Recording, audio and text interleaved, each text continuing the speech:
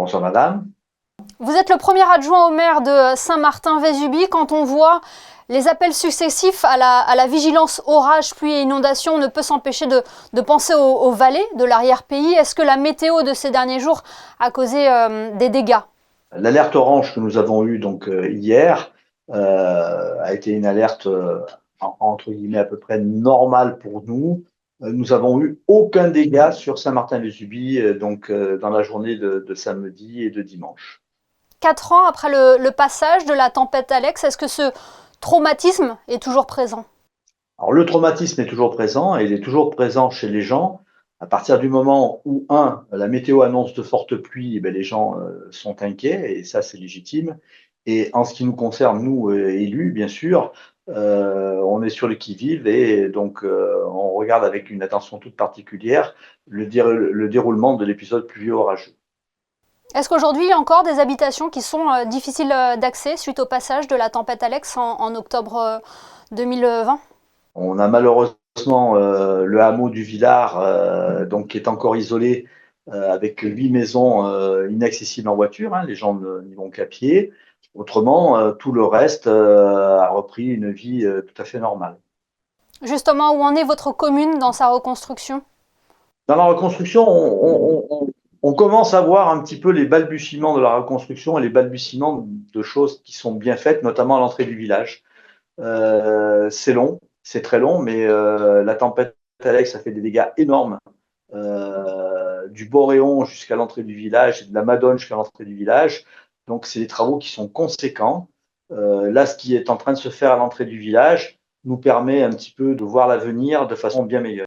Immédiatement après le passage de la tempête Alex, vous avez reçu de nombreux soutiens, dont celui de la principauté de Monaco. Est-ce que justement la principauté a été une réelle aide dans ce processus de reconstruction? Lors de la tempête Alex, on a été énormément soutenu par la principauté de Monaco, comme d'ailleurs par toute la France, entre guillemets, puisqu'on a reçu des dons de partout, mais particulièrement par la principauté de Monaco. Et je remercie encore le prince Albert de tous les efforts qui ont été faits pendant la crise. Maintenant, au niveau de la reconstruction, les aides que l'on va avoir, ce sont sur des projets qui vont arriver, mais on n'y est pas encore.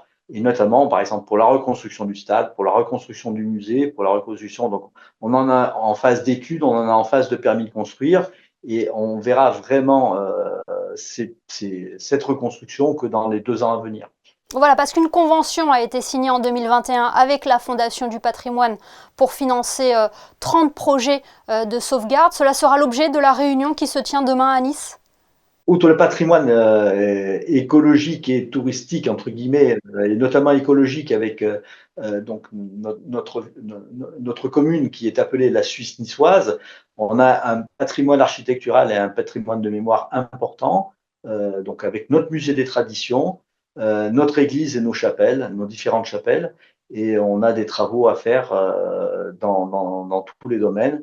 Et en ce qui concerne le musée des traditions, on en est bientôt à la phase du dépôt de permis de construire. Il est important, Alain Jardinet, de montrer une autre image de votre commune que celle que nous avons tous en tête après le passage de la tempête Alex et la tempête Aline.